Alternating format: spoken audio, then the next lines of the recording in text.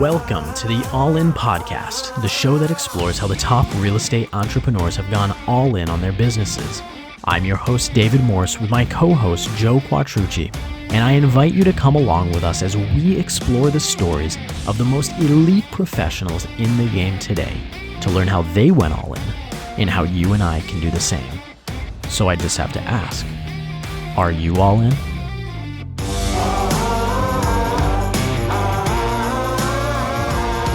All right, welcome everyone to another episode of the All In Podcast. I'm your host, David, team leader, CEO at KW Arizona in Scottsdale. Who's my co-host? Joe Quattrucci, Director of Growth, Chris Cole Network, and today we have a phenomenal guest, Rock Thomas. I'm not even going to start by giving you an introduction, Rock. Rather, I'd rather let the listeners hear it directly from your mouth. So give us kind of an overview. Start us off by telling us who you are and what is your business.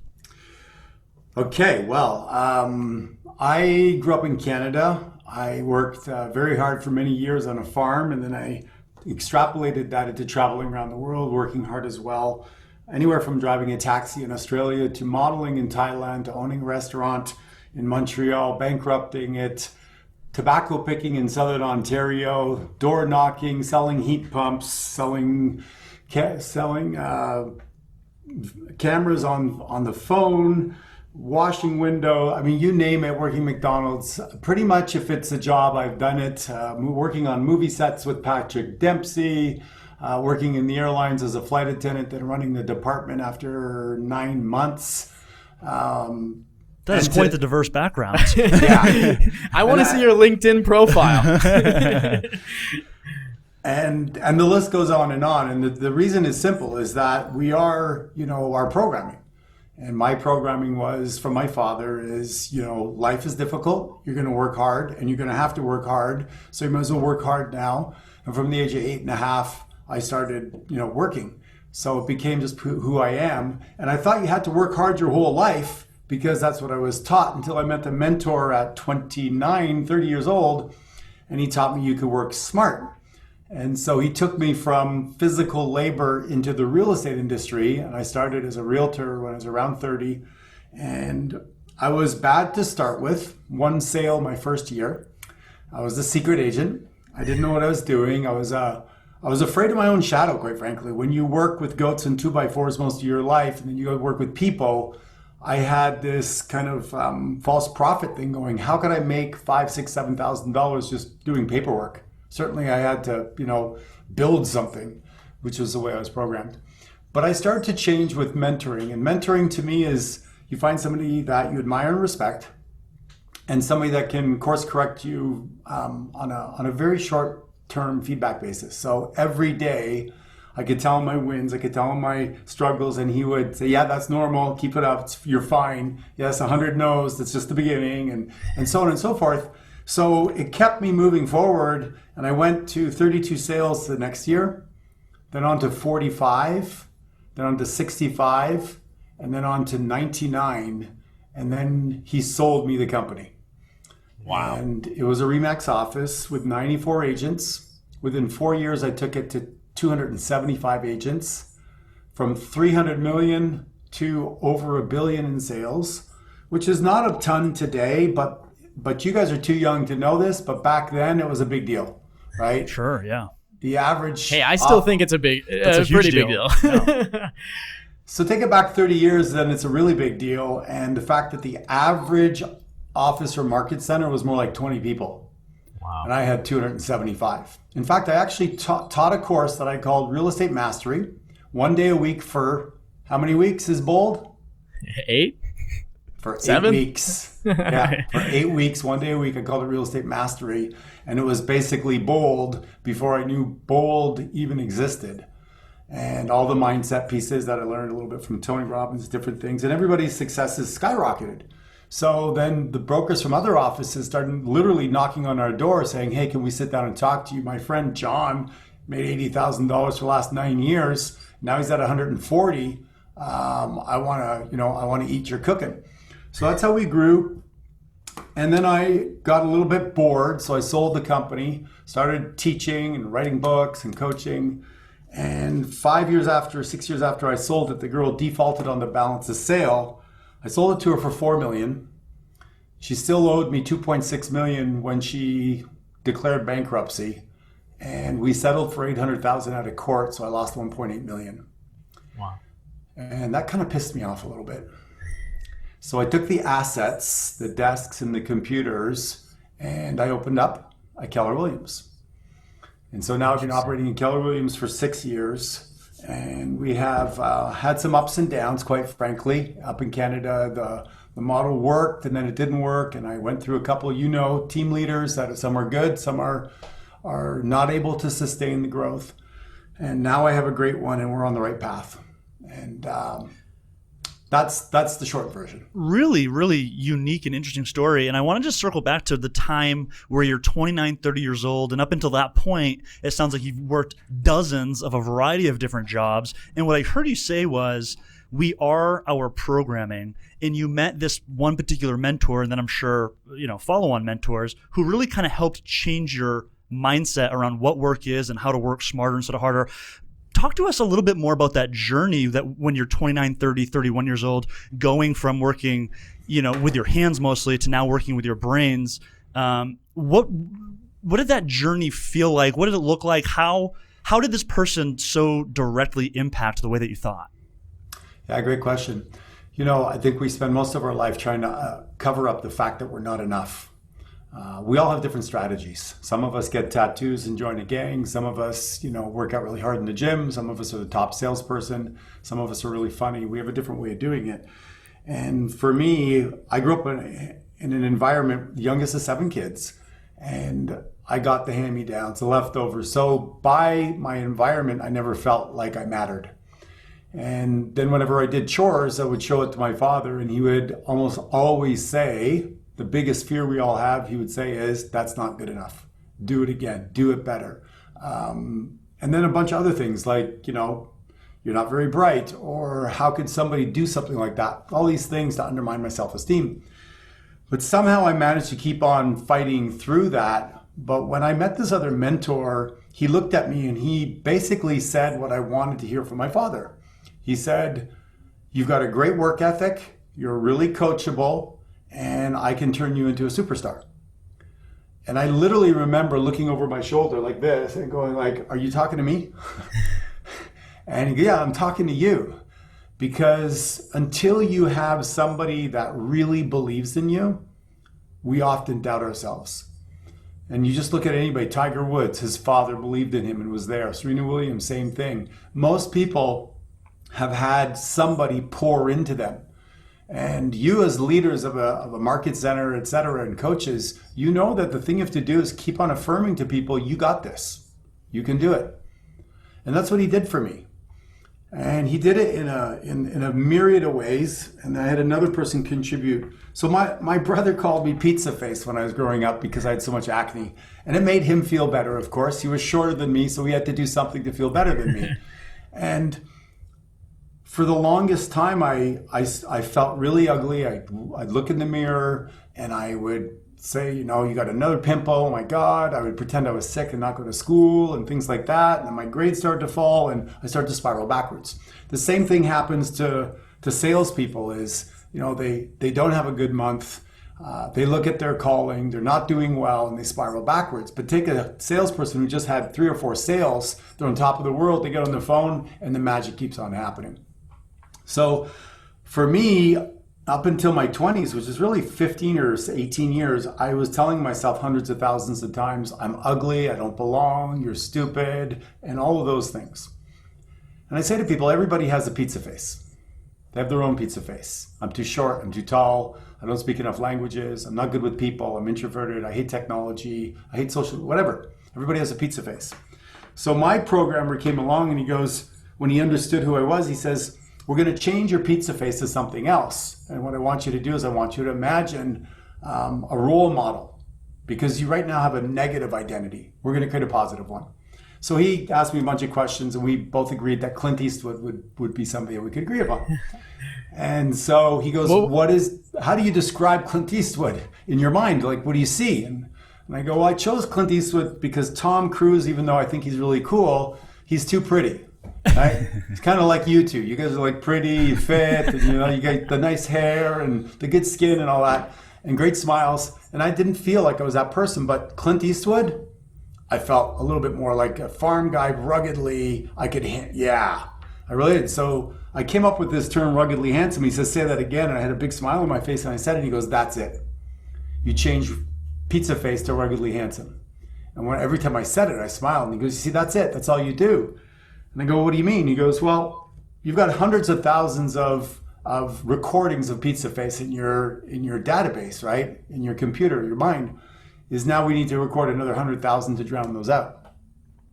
And it's the same thing for all of us. If you say, I'm terrible at prospecting, I don't know what to say, I can't handle objections, I'm a bad listing agent, you keep on saying that, that's the result you'll manifest in your life. So I have a podcast called The I Am Movement where we talk about changing the words that follow I am. So I said, I am ruggedly handsome. And then I repeated it over and over and over and over again. I start to change, I start to feel confident. And then one day, just spontaneously, I was in the shower, I remember going, I am the greatest real estate agent in my office, and then in my city, and then in the province. And then with a little bit of time, I started to have this momentum, and then it got to a point where I had the confidence to buy the entire office. So that's what I mean by programming.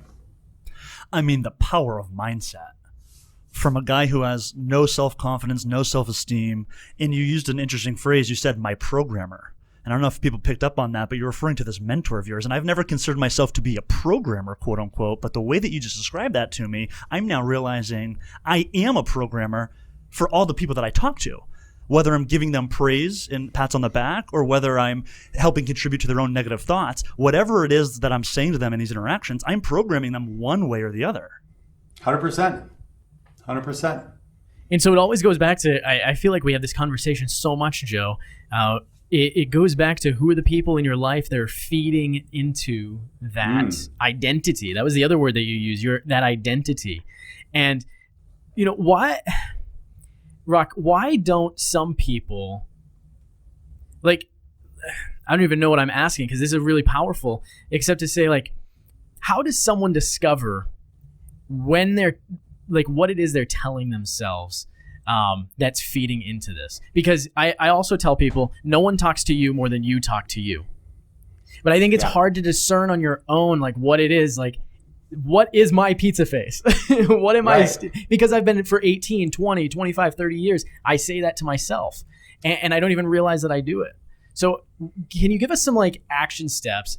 Maybe it is just having someone in your life, but how do you pick up on these negative programs that you are feeding into your brain? So there's a bunch of different tools I use when I coach or in my mastermind groups, etc. But first of all, you got to understand a couple of things. If you read The Untethered Soul or anything like that, you understand is that we are not the voice that we have in our head. We're actually the observer of the voice. So most people are not observing the voice because they think they are the voice. So when you understand that through meditation and through quietening the mind, that you can start to observe how you're showing up, then you have an opportunity to see if it's empowering or disempowering. And then you can make some new choices. The other way that I do it is I ask people to describe themselves. So I could ask you, David, how do you think other people describe you? Give me 3 words. Oh, put me on the spot. Yeah, I thought I was interviewing you, Rob. The tables have turned. No, and I think this is good. So from a place of transparency, 3 words: young. Yeah. Right. For the position that I have, young in a negative way goes through my head. Right. Winsome. So there's a positive one. Inexperienced. Okay. So that's the perception that you have of other people, of you. Now, what are the 3 words you describe when you have a conversation with yourself for you? Oh, man. This is a fun exercise. I'm in a therapy session. So the words that I use for myself, okay, I may have done the exercise backwards there, Rock. So that's how you describe yourself, those 3 words. I think those are the words that go through my head. Yeah. Okay, fair enough. Now, what do you think other people think of you? Do they think you're stupid? I don't think that. I think. Do you think you're good looking? I think some people think that. You get a lot of comments on your look. So I get a lot of hair comments, Rock. Right. Everyone comments on my hair. Right. So notice that even as we have this conversation with ourselves, there's a belief system that's starting to kick in. Like, I don't want to be too pompous because people then they won't like me, or they'll think I'm a jerk. Right. So now we evoke all these things. In my tribe, I have a T-shirt that says, "We don't apologize for being awesome." And you shouldn't either. You're young, you're brash, you're excited, you're good looking, you obviously take care of your body, even though COVID's been going on for 3, 4, 5 months, you found a way to stay fit, and you should fucking own that. Right? But we're not in a society that allows us to own that, because then we're a jerk or whatever. But here's the thing is, we are talking to ourselves all the time. And it's really important that we cast some awareness on that, because often, like my pizza face, they were merely suggestions from somebody else that was not a certified programmer for success, right? They're just a jerk, or they're uneducated, or they're your broke uncle, right? And when you go, hey, I want to go and work on syndication, or I want to work on flipping some properties, and I'm going to run this, and I'm going to stay fit, and I'm going to climb, go to Machu Picchu, and people are going to go, dude, that's way too much. Like, chill, man. Like, what do you mean? And then all of a sudden you have to deal with the desire for us to connect and belong, and or stand out, which is, they're opposing forces. So the awareness is the first step. Then building an identity that you can have on a regular. So I have this thing that I say to myself when I work out. I'm gifted, guided, and grateful, powerful, passionate, playful, sexy, sensual, sensitive, and blessed. They're 10 words. Why? Because often when I work out, I do 10 reps, right? Instead of counting 1, 2, 3, 4, 5 to 10, 7 million times, I've been working out for 40 years. Imagine the difference of going, I'm gifted with an elite athletic body, with the ability to impact people and transform lives at a higher level, even more right now. Bam! Right? So when I say I'm gifted, that's what it means to my body. So how am I going to show up? Like a loser, like a slouch? No. I show up mimicking that identity. Does that make sense? That makes perfect sense. Yeah, I love that. The awareness around it, step number 1. And then number 2, you've got to replace those thoughts. And you mentioned the I am exercise. How do I want to be talking to myself? And I love your plan. Well, if I'm going to do 10 reps, I might as well come up with 10 descriptive words that I want to use. And it's I am sexy. I am energetic, right? And you're kind of, and it's what we're really talking about here is affirmations, right? But you're really talking about it in a way that hopefully people can relate to this, because I feel like everybody on the planet has some of these self-limiting doubts about themselves, and we all have the ability to very intentionally change the words we're using to ourselves. And you just 100%. Have to be aware of it and intentional around it. When was the last time you saw, I mean, it's been a while for a sports team because sports have been off, but think about what sports, Rock? Yeah, exactly. But when a sports team gets ready for a big game, imagine them going out there and going, oh man, I suck at catching the ball, and I'm just like, I'm tired, and I can't run as fast as everybody else, and I get distracted when I get nervous. I draw. Like, they don't do that. They go, come on, let's go. We are the team. We are the go, go, go, go, go. They're revving themselves up. They're priming. They're providing energy to put themselves into a position to perform at a high level. But most people don't do that. How did I sell 100 homes a year? Right? Is because every day I prime myself up. Every day I was ready to take on a battle. And every day I talk to myself better and better. Yet if you look at the most salespeople that are struggling, they will give you a litany of words to describe why they are not successful. Right? I don't like technology. I got to bring the kids to this. I got to homeschool them now. They'll give you a long list of things that for them are a problem instead of languaging themselves to overcome it. How do I have 43 streams of income today? When we were in this pandemic, I'm here in Arizona. I'm like, okay, what do I do with all my time? And so I did a bunch of stuff that I could on Zoom and a lot of stuff. And then it was time to pick oranges. So I went and picked oranges off my tree. And I noticed my neighbors weren't picking the oranges. So I started knocking on doors and saying, what's up with that? And they go, oh, well, we're going to be leaving in a week out of town, or we have too many oranges. And I said, could I pick them? And they said, sure. long story short, I'm from Canada, right? I've never really picked oranges, so I was excited about it. I picked 8,000 oranges. 8,000 oranges, and how did I do it? I went into the trees and I did pull-ups while trying to pick one-handed. I turned it into a workout. When I got down on the ground after I'd let them down, I did squats and squatted around on purpose to work out my quads. And then when I came in, I turned on an educational piece of material while I squeezed the oranges and then froze them. And I've had freshly squeezed organic orange juice for 6 months. And I did the math on it because I am this way. And I saved $8,000 for freshly squeezed orange juice. And you got a workout out of it. And I got a workout out of it. So everything's possible, right? It's all around us, opportunities. But when you get in that momentum and you start to look for opportunities, all of a sudden, everything's possible. And so I teach people 1% growth, get on the path of momentum, get a little bit better, enjoy the process.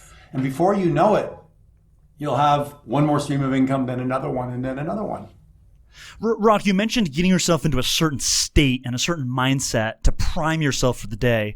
And we recently had a guest on who talked about this idea of bookending your day, having a really rock solid morning routine and evening routine. Can you talk to us a little bit about what does your morning routine look like and what does your evening routine look like, and how important is that to effectively execute on everything else in the middle? Well, first of all, I have a book called Your Epic Life Blueprint, and chapter 8 says, tell me what you do before 8 o'clock in the morning and after 8 o'clock at night, and I can predict your financial future for the rest of your life. So I'm huge on morning rituals, and I'm glad you said evening rituals, because people usually talk about the morning ritual, but I think the evening ritual sets up the morning ritual. Sure. And what I do in the evening mostly is I audit the day. So I ask myself several questions that are things like, what did you do great? What could you have improved? Where did you have success? When did you laugh? Who did you serve? Things like that, so that I can start to look back and feel good about my day, notice what I'm doing, and make some minor corrections in order to improve. So in the morning, it's, if you know the Miracle Morning or Tony Robbins priming or his Hour of Power, it's a combination of definitely movement. I like to agitate my body and motivate my mind. So I'm going to listen to something good. I'm going to listen to something empowering, a podcast. Sometimes I listen to a recording I have 5 minutes long of my own voice saying I am, and something I wrote out that's 5 minutes long. It's kind of corny, but I'm a gladiator and stuff like that, So, but it just works for me. It empowers me. Meditation. I'm a swimmer. I golf. So it'll be movement, it'll be something nutritional, and it'll be meditation, quiet the mind, visualization, and a myriad of those. I'm a vegan, so I don't eat much, but whatever I eat is basically live foods, and we grow a lot in our garden in the backyard. So food and is fresh squeezed orange juice. That's correct. And food is, people are in the business of selling food. It's a drug. And most people are drugged by it, sadly, and they don't realize they get foggy and all kinds of stuff. But that's a longer, different conversation. So, Rock, what do you say to the listeners right now that are thinking to themselves, I'd love to execute on a morning routine, and I've tried that before. I just have a hard time building the habit. I have a hard time staying consistent. I see the value in it. It's just, finding the time, finding the, getting away from the distractions. What advice do you give to somebody that's working on building that routine and that habit into their day? Yeah, great question. I usually find people have like the 3 top stories people have: time story, money story, and can I do it story. So those are the things that stop them. So you got to work around that and change their identity around that. We all have 24 hours in the day. So I invite people I coach and work with is to never say I don't have the time anymore. Just choose to do something else. Say, look, I choose to play golf and swim. It's 5 hours a day that I exercise my body, and everything else has to squeeze in around that. And that's the way I choose to lead my life, and that's my standard. Boom, right? I've exercised 4 to 6 hours a day, probably 5 or 6 days a week for the last 20 years of my life, and I run multiple companies. How can you do that? It's a choice to not have a time story, to be productive. And most people are not intentional about that, right? The Parkinson's law says that most people will, if you give them a week to do a job, it'll take a week. And in a 9 to 5 job, they've done studies to say that the average production is 3 hours. So next time you go in the office, give yourself 3 hours to do everything you're going to do in a day and leave home at noon. And just freaking make it happen. That's it, right? You got to be in a position where you're a team leader interviewing people. Some of them in the first 5 minutes, you know it's not going to work. You should just get up and say, you know what? I'm sorry, this isn't going to work. Get out of that room. Yeah. Right. And be intentional about that. But it's hard to do, and we get hopeful and we want to hit our numbers and stuff. But at the end of the day, you want some hard results. And for me, it's leading an epic life. And that means I gotta have a better time story than most people. Somehow I have a feeling Elon Musk doesn't have too much of a time story, right? Right. Yeah, good point. And he's obsessed, right? And he is a brand. So like if you talk to somebody and you can't tell what moves them, or if you're that person and nobody can tell what moves you, chances are you're average. You really are, right? I can tell you right now what moves me is to help people get out of the rat race. What pisses me off is to see people spend 50% of their life or more doing things that don't fulfill them. Mm-hmm. So I created a mastermind group called M1, and what we do is we help people find alternative ways to make passive income. Not me, but many other people among syndication or student housing or flipping or creative financing, lease to own, writing a book, travel hacking. We teach people how to travel for free. I mean, there's so many things out there that are available for people to improve their life, but that aren't mainstream. So you got to dig a little bit, right? Were you taught how to do a budget in school? Probably not. Oh, no. Right. But would that be useful? Right? To have a relationship with money? Yeah. Everybody has a relationship with money, and every time you don't feel good about yourself, that negative part of that relationship has a chance to pop up, right? So you feel bad about yourself and you go buy a pair of shoes, maybe not us, but some people, right? I remember when I was going through a tough time, I had a bad day, I went to the bar. I had a good day, I went to the bar, right? So it's like... Funny how that works sometimes. Right? So there's patterns and personal development. Your net worth will not grow beyond your self-worth. So if you're not willing to do the work and understand your patterns and your programming and your fears and your addictions, then you're probably going to just be like most people, which is 97% of people struggle financially, 68% of people struggle physically, and we know over 50% of people are divorced, and a lot of people that are in relationships aren't happy. So you just know when you walk down the street, most people are in pain. Rock, I want our listeners, just before we go too much further, to circle back to that last 30 seconds there and make sure that you picked up on what you just said. Your net worth will not surpass your self-worth. That's powerful.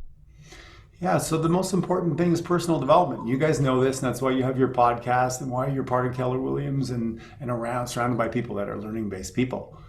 But you got to, I think people have to dig in. There's so many distinctions. I've been doing this for 30 years. I have done 74 Tony Robbins events. I've worked out with Tony in his house in Fiji. I've been to Italy with him, gone to see the Sistine Chapel. And we went to walk in and he was wearing shorts. And they said, "No, I'm sorry, sir, you have to have long pants." And he goes, "Okay, well, where can I buy some?" And they go, "I don't know." So we turn around, there's a gift shop. So we walk into the gift shop, and Italian men, as a general rule, are not huge, right? Tony Robbins is 6'7". So he goes up, and in this gift shop, they have these sweatpants. So he grabs the sweatpants, they basically look like shorts, right? So I could see the wheels turning in his head. His wife is looking at him, his wheels are turning, and he goes, "I'll take two." So he takes one and he pulls it up one leg and he stuffs the other pant leg in his pocket.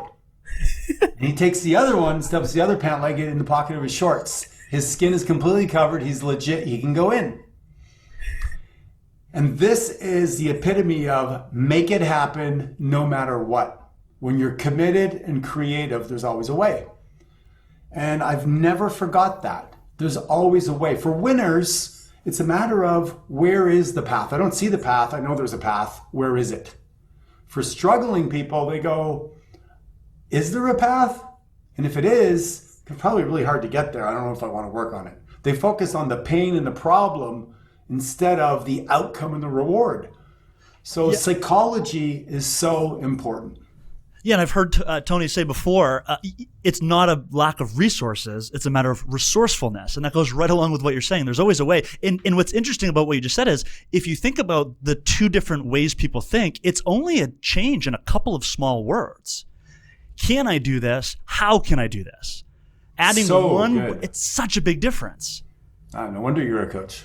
And and by the way, while you were telling that story, I'm literally picturing, because Tony Robbins is a huge influence and mentor in my world, even though I've never met him. And I'm picturing him in a gift shop. I've been to the Sistine Chapel, so I'm familiar with the kind of the setup out there. I'm seeing him in a gift shop, putting on these 2 pair of sweatpants. Incredible story, fantastic value add. Yeah, I have the picture somewhere. I have to dig it up so I can actually show it, because it picture speaks 1,000 words. But Rock, just to finish on, go ahead. Yeah, go ahead. No, you go ahead. Well, in sales, no is a big part of what we get, right? Early on in the conversation, we talk about, 100 no's. Sometimes we talk about you become a master once you've gotten 10,000 no's. What do you tell people? What does it look like when you get a no? I get excited. I really get excited when I get a no. Tell me more. I become very curious. One of the things I teach is be passionately curious in life. Ask really great questions. And sales-wise, I've done well, but I don't consider myself a salesperson. I consider myself more like a curious individual that may have something that you might need. And I'm going to sift through. I'm not going to try to convince you to sell your house. I'm going to discover whether you have a true need. And if that timing is now, if it's not, then I'm going to meet you in 6 months, 12 months, 18 months. I'm going to set up a follow-up system to add value to your life so that you will not forget me until your moment comes. And that way I have no stress. I have zero stress. I'm not trying to, because, one of the reasons the owner of the Remax office sold it to me is because I paid my bill 6 months in advance. And when he sold it to me, he asked me why I did that. And I said, I wanted to be completely in integrity when I'm sitting across the table for somebody that I don't need that commission to pay my mortgage. I want to serve that person. In order to serve that person, it has to be right for them. So no is awesome. No is like, okay, let's discover more. Let's ask more questions. Let's discover when it will become a yes. And if it's in 3 years, that's right for that person. God bless. Does that make sense? My interpretation of that, Rock, and correct me if I'm wrong, is you're finding a way to be totally detached from the outcome. You have no emotional investment in what's best for that particular client. It's just a matter of asking the right questions, figuring out what's most important to them, and then helping them achieve it. Yeah, very well said. And I will say this, though, is I'm competitive and I want to sell as much as possible and win all the time. So it's my preference that they're ready and they want to, but I'm not attached to it, as you said. Well, and that allows you to then, in my mind, just move on. Yeah. So no, discover, follow-up system, move on. Yeah, and you guys know this. When you track your numbers, not every single person is going to want to play golf tomorrow or care. Not every person's want to go swimming. Not every person's going to need to buy or sell a home. So when you look at it and you go objectively, it's probably 3 out of 100 people that may now at this time be the type of person I can continue the conversation with. Why would you take it personally under 97? It just is stupid. It's because people they're trying to find an easy path. So they're hoping, and hopium is not a strategy, right? So when you know your numbers and you go into it, of course it's a no. Yeah, awesome, it's a no. Great, thank you for saying no quickly. Have fun with it. People get so freaking uptight. When people say no right away, I'm like, yeah, thank you so much. You're one of my no's today. God bless you. Have a great day. Boom, on to the next one, right? Just make fun of it. Make it a game. I like that advice. Rock, you mentioned M1 a few minutes ago, and it sounds like the overarching mission of M1 is to really help people live to their truest potential. Can you tell us a little bit more about M1, how it works, and what somebody might expect as part of M1? So M1 is a mastermind group of healthy, wealthy, generous people that choose to live to their full potential and aren't going to apologize for going for it. And when you get into that environment and ecosystem with other people like that, it's, first of all, it's fun. You get to celebrate your successes. When you fall down, people are like, hey, dude, I got your back. I'll help you. It's normal. I can relate. So you're in an environment where everybody wants to win. And I can only think of like a military or a sports team or something where everybody wants to get better for this mutual cause. And for us, it's financial wealth, it's extreme health, lots of energy, and better relationships with your significant other and your family members, etc. Become a better father, a better mother, a better sister, etc. So those are kind of the North Stars for us. But we discovered a few things. I was going on a trip hiking with my sister in Turkey 8 years ago, and every time we went on this different event, was, canyoning or sailing or whatever, there was always a group of people that were unhealthy and were holding the group back. Does that make sense? Mm-hmm. Like, you go as fast as the lowest common denominator. And I thought to myself, it would be really cool to do adventurous trips around the world, but with people who were high-minded and high conversations, not this small talk all the time. So that was part of the genesis behind it, was attract people that want to have deep, rich conversations and that choose to focus on their health and energy. Because I believe energy is the edge. Right? Like if you show up and you're out of shape and you've got headaches and you got chronic pains, and like, it amazes me how people can walk around. There's this guy in my office who had gout. You know what gout is? It's like this thing in your foot. He limped. He was well overweight. I gave him, a friend of mine who recovered from gout, I gave him the recipe on what to do. Never did it. Didn't want to change. So when you put yourself around other people that are charging hard, then you're bound to get their resources, Joe, right? Their resourcefulness also. Yeah. And so I've created 61 whole life millionaires in the last 4.5 years. Wow.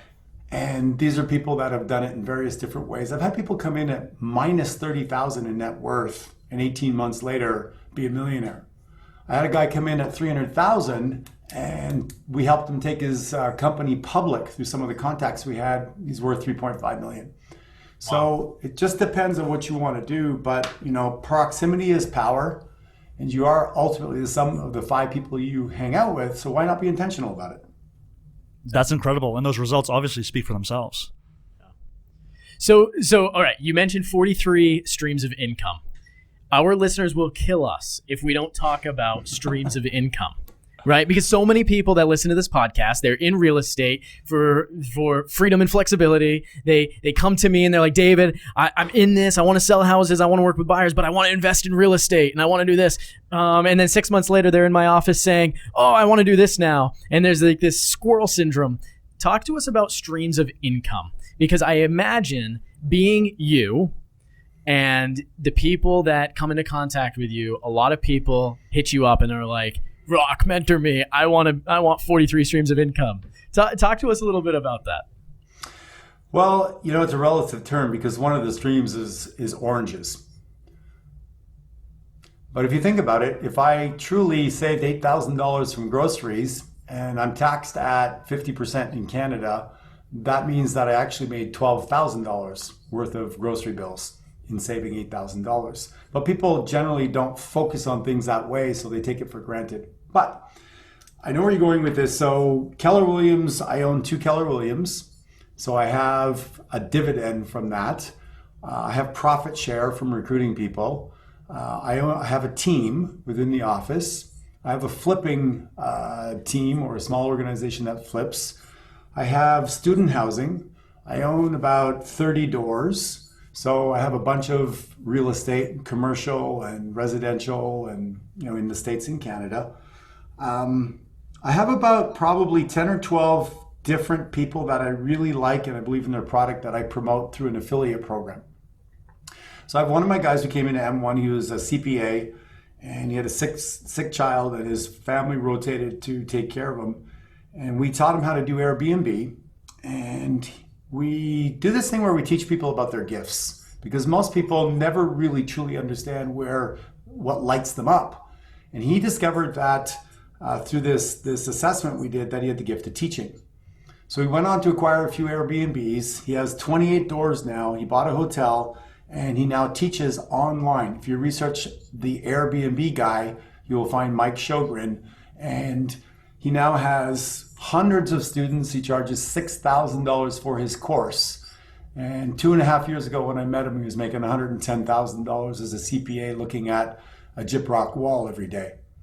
And he retired his mom, he retired his wife, and he retired himself. And now his entire family runs this business, and he spends time with their son without the stress of rotating around the clock and not seeing each other. So I promote his business. And when we do a webinar or we do something, he does all the work, but because I introduce it to my database, I will get an affiliate fee. It just makes sense, right? So I have about probably 12 different streams like that of different people that I believe in. I have a podcast. I have 3 books I've written. I have multiple audio programs. I buy and sell businesses. So I may be in and out of helping people scale their business. I have my mastermind group, M1. I'm in the stock market. I have mutual funds, retirement funds, tax-free savings accounts. You start to add them all up, right? It gets up there. So let's tear it back a little bit. And someone comes to you and asks the question, how do I create a second stream of income? Rock, what is the first thing you tell them? Say, go to gom1.com, fill out the application. Fair. And that's what we do. It's not a one sentence conversation. We have to understand what your skill set is, what your work ethic is, what your tendencies are, what your fears are, and then plug and play. Creating an Airbnb course is not for everybody. But we have people that have gone on and sold, they sell stuff online on Amazon and eBay, and they love that sort of stuff. Other people, I would hate that, but some people love that, right? We have other people. I have a guy who's in Austin, Texas. When we met him, he was working at GE. His name's Diego Corzo. He's with Keller Williams. So we got him out of his job into a sales position, groomed him, because a lot of our buddies live in Austin. We were able to give him some leads and help him build his business. And he just became our 61st millionaire 2 weeks ago. He's 29 years old. He has 12 doors. He's got a podcast called House Hacking. And when he met me, he had a stutter. So I put him through a process I learned from Tony, and it's eradicated like 95%. He now, this kid hosts a podcast. When I met him, he was like, I don't even want to talk to anybody. Now he hosts a podcast. He's a millionaire. He made $275,000 last year, and his confidence is through the roof. So we take each person in, we work with them, we find out what lane will serve them, and we foundationally build their mindset around what we call self-mastery, wealth mastery, leadership, and leverage. It's the most powerful entrepreneurial school on the planet, bar none, and here's why. If you don't become a millionaire in my presence, I'll give you all your money back. Your risk is time. That's it. Because I know the path. I know I've done it. And when we screen people, we screen to eliminate people. Because if you don't bring a work ethic and a sense of hunger and an openness, chances are you're going to be like the masses, right? You struggle and you'll have a great story. You won't be a great story, but you'll have a great story. What I like about that approach is I think sometimes, myself being guilty of this as well, is I want to create all these streams of income, so I'm just looking for any opportunity. And it doesn't necessarily suit me based on where I want to go. So what I hear you saying, what M1 does is let's take a look at your strengths, your weaknesses. Let's figure out what you actually want to do. And then let's figure out how to create passive streams of income through those avenues rather than just being random and sporadic about getting you into all kinds of businesses you really have no business being in. Yeah, you regurgitate things better than I do, so I think we got to get a conversation going because that's really good. That's my strength on the show. I summarize things. You do a great job. Here's imagine this. You've been part of roundtables and things like that, but imagine now you go into a campus, an online campus with 400 people, and all of them want to create time freedom. All of them. So they're all searching for the best path there, and they're all talking about, hey, did you try that Airbnb thing? Yeah, no, that sucks. It doesn't work. COVID, no, or whatever, right?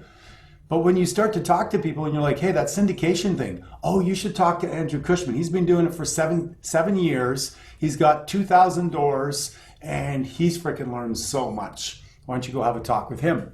I have a board of advisors. So those are people that advise me. They're worth hundreds of millions of dollars. Anybody that comes into M1 can look at that board and go, oh, Andrew Cushman, he's syndication. Ned Mahik, he's industrial and storage units. Oh, mobile home parks. So we have, this wall of fame of people. Imagine the amount of time you save by being able to have a conversation with those people. Now, those people are not anybody. Those are people who have had success, but also have a big heart to give back. Because they get nothing for it. They just come in a community and they serve. But what happens after you're successful? What happens after you millions of dollars? What are you going to do? Lie on the beach all day long? You're a coach, Joe. What do you prefer to have somebody you have to remind them to wake up, or somebody who keeps on pushing you saying, okay, I did what you told me to do. Now what do I do? Isn't that the greatest? Yeah, we love that. Obviously, that second person, right? And that's what really fuels the soul of a coach, is somebody that wants to learn and wants to be coachable and wants to go out there and execute. The last thing any quality coach wants to do is try to convince somebody to take the first action. Exactly. And you, running a market center, if you have somebody keep on asking you questions and saying, well, what do I do this? And how do I do that? And when's the next training? And you're like, yeah, that's awesome. You want them to almost bother you and be in your face, no? I want them to bother me and to act like they want it more than I want it for them. So now imagine 400 people in a university ecosystem campus virtually, and now I have these people that are advisors that work with most people that aren't hungry like that, and then they have people going, how do I do syndication? Tell me. And we also breed into the community that if you want that free information, well, maybe you better go hang out with Andrew Cushman and buy him coffee and pick up his dry cleaning. How badly do you want it? Are you willing to learn to earn? So now all of a sudden you've got this benefit relationship that organically happens. And that's why the acceleration happens so quickly. And what's amazing about this conversation, Rock, is that anyone can go out and do what we're describing. I mean, full disclosure, you're not benefiting from this necessarily, right? Like, we invited you onto this podcast, and you, because you want to serve, came onto this podcast, and now we're blowing our minds and our listener minds with value. And I just want our listeners to know, Joe and I aren't anything special. We started a podcast because we wanted to come from a learning mindset, and we wanted to bring value to the community that we have currently. I want everyone listening to this to go do the same thing. Take one step. That's what this podcast is all about. Get passionate about one thing and just take action on that one thing. You can do it too. What follows, and it circles back to what we started with. What follows I am is what chases you into your future. And This conversation has been amazing for me. I think we both got coached. 100%. And so I want us to transition into our last segment of our show. And can we make it super quick? Because I have 3 minutes before a hard stop. 3 minutes. 3, 2, 1 action. 3 questions we ask every single guest. Question number 1. Question number 1, Rock. Who is the one person, whether you've met them or not, who has had the most influential impact on your business? Tony Robbins. Boom. And question number 2, what is the most influential book that you've ever read on your business? So there's so many. It depends where you're at in the continuum of growth. But as business and investment, Robert Kiyosaki's got some great principles. Tony Robbins actually has something around investing called Unshakable. Let's leave it at that. Excellent. 2 great answers. All right, third and final question for you here today, Rock. This is the All In Podcast, where we encourage all of our listeners to go out there and take immediate, massive action. What is the one thing that you would tell our listeners right now to go do today to move the needle in their business? This is going to sound so cliche, but your first job is to make bringing in business your business. And most people that run a business don't understand that bringing in business is their business. They think it's none of their business, but it is their business to bring in business. So bringing in business is the first order of business that you should have every day. And it's called frickin' lead generation. And if you don't do it, then you need to get a coach. You need to look why. You have a belief system that I don't know what to say, or I don't love my product, or I don't believe in it. Believe me, you get face to face with me, you're going to know what I'm passionate about, and what I believe in. And if you can't get yourself to that place, then you're going to struggle. You're going to be average. And average is just as much work as being awesomely successful. So you might as well just step up and be a little bit more consistent. So number one is lead generate. I used to make 2 appointments before 9 o'clock every morning.